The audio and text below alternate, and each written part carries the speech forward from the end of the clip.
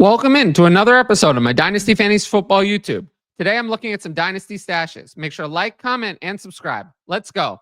So usually I like to lead off with a more rostered player, more valuable player. In this case, Roschon Johnson, who I've always thought is a good running back, but he's never gotten that much opportunity. However, I think things might be looking up a bit. So this year in 9 games, 46 carries, 137 yards, 5 touchdowns, 3 yards a carry, and 10 catches for 78 yards. But don't be fooled by the bad yards per carry. He's mostly been used at the goal line and in short yardage situations, so we wouldn't expect as high of a yards per carry. And I do like the 5 touchdowns. Now, last week, Johnson had 10 carries, 33 yards, and touchdown, and 1 catch, 8 yards. It was his first game under new offensive coordinator Thomas Brown. He played a season-high 42% snap share in this game. So why do I have Roschon Johnson as a dynasty stash? Well, his role's increasing. And we know that DeAndre Swift is dealing with a groin injury. Johnson has gotten progressively more involved, playing at least 25% of the snaps every week since he took over the backup job in week 3. Swift does have that groin injury. I do expect Swift to play, but he may cede more work to Johnson than usual. Now, Johnson is still just 23 years old. He turns 24 in January. I think he has every opportunity to compete for touches. We want in Dynasty to roster these running backs who we think are decent or good players, but maybe aren't valued because they're not really fantasy relevant right now. So I also think the Bears have a lot of needs in the offseason. I really find it hard to believe after just paying DeAndre Swift that they're going to spend another day 2 pick on a running back.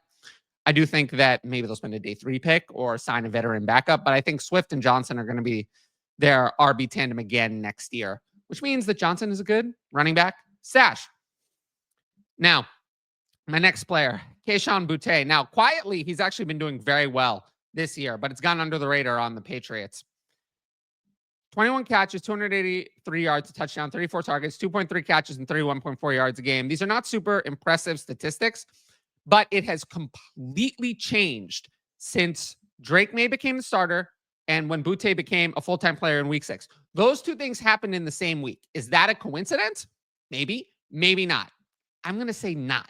So, since week 6, 17 catches, 236 yards, so the majority of his production, a touchdown, 2.8 catches, and 39.3 yards per game. Now, that's much more like it in terms of future production. Boutte has 6 targets in each of the last 4 games, and he's playing almost every snap. I mean, 90 plus, 95% plus snap shares in the last 2 games. Now, why do I have Kayshon Boutte as the dynasty stash? Well, it's a lot of future potential. First of all, he was an elite college prospect. We know that. At LSU, he was supposedly the next great LSU wide receiver, but then, there were things that happened. Patriots have their quarterback in Drake May. We know they tried to pick wide receivers in the 2024 draft. They tried to pick Jalen Polk, who's been horrible. Tried to pick Devaughn Baker, who cannot get on the field. I keep hearing dynasty analysts who maybe you might want to find someone else to take their advice, who are saying, Devaughn Baker will be fantasy relevant next year.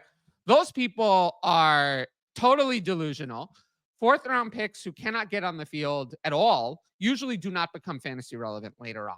So I would not listen to those people. Now, to me, the only locked-in players for the Patriots receiving core in 2025 are Demario Douglas at slot wide receiver and Hunter Henry at tight end. I think of the other players, only Boutte has any shot at being a starter at outside wide receiver here in 2025. The Patriots are a lock to bring in at least one big name outside wide receiver like T. Higgins, if not 2. So it is a tough road, but if I'm going to bet on someone outside of Douglas in this receiving core, it is Kayshon Boutte, not Jalen Polk, and definitely not Devaughn Baker. Now, next player, Kenneth Gainwell. It's clear that Gainwell's a decent player. He hasn't been talked about much in 2024 because Saquon Barkley has been so good. 42 carries, 197 yards, 4.7 yards a carry, and 7 catches, 49 yards. Usage is down a bit from previous years, but he's actually pretty good when he's been in the game. Now, for me, there's always the handcuff potential. We're in that time of year, and Gainwell is a 2025 free agent. It is very clear that Gainwell and not Will Shipley is the backup to Saquon Barkley. Shipley has only played in garbage time this year. Now, we never, ever want to wish an injury or there's a hope for an injury. We never want to do that. But maybe not this year, but in most years, running backs get injured very often. And if there is an injury to Saquon Barkley, Kenneth Gainwell would be a startable running back in fantasy. I mean, this is the reality of the situation.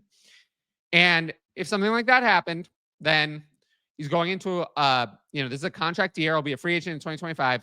I'm not saying that Kenneth Gainwell is going to sign a big deal anywhere or anything like that, but he's been good in the NFL. He's been a good NFL running back. I think he is a clear backup. Turns just 26 in March, limited mileage. He could sign in a similar handcuff or backup role in 2025. You just never know when a player like this is going to get the opportunity. It's just never really kind of come for him, but maybe it will in the future. And, you want to stash these players before the opportunity comes, not try to buy them after they get opportunity. Now, if you like my YouTube content, you should sign up for the Patreon.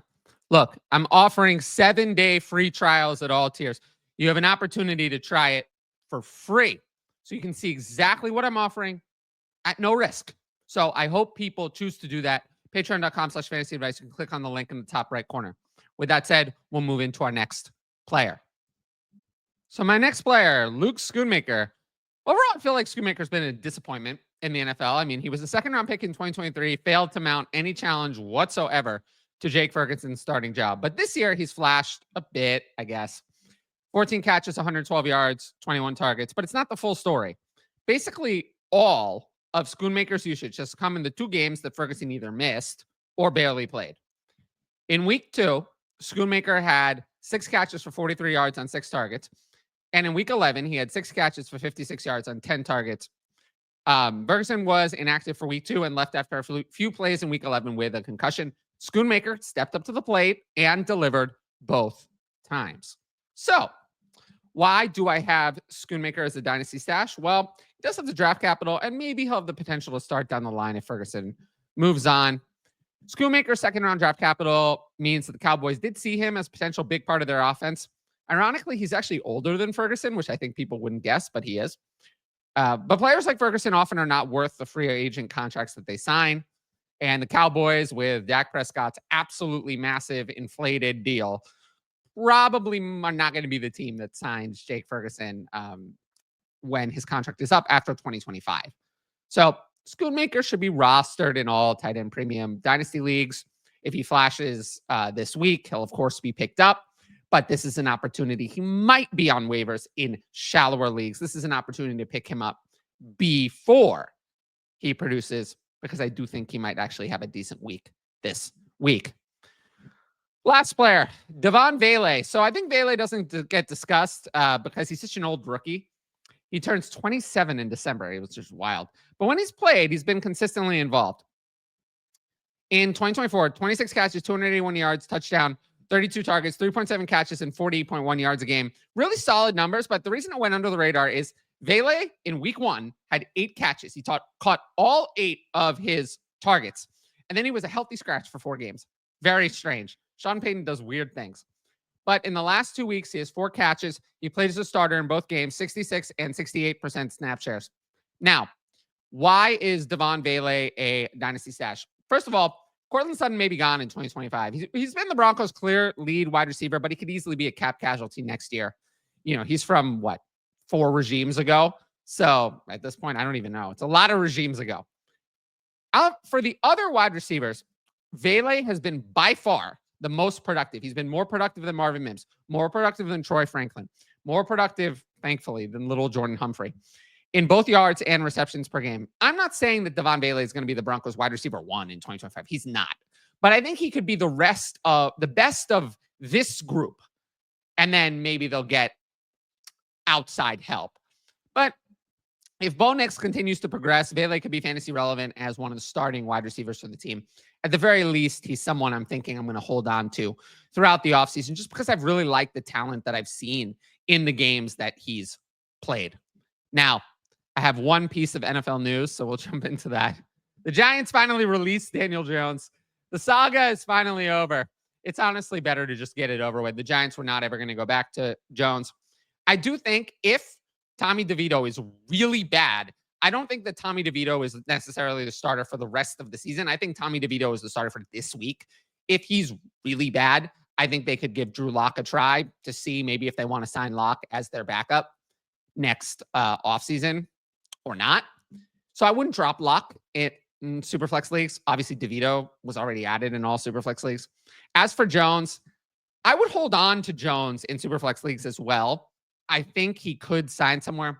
Again, we never want to wish injury, but if a Brock Purdy, for example, is injured now, we know if there is a major injury to a starting quarterback, especially on a contending team that does not have a backup that's better than Daniel Jones. The 49ers, I can tell you, Brandon Allen and Joshua Dobbs are not better than Daniel Jones. Jones is better than those players.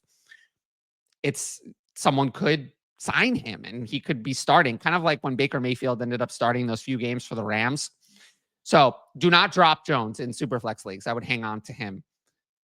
But, his time as a super valuable starting quarterback asset is over.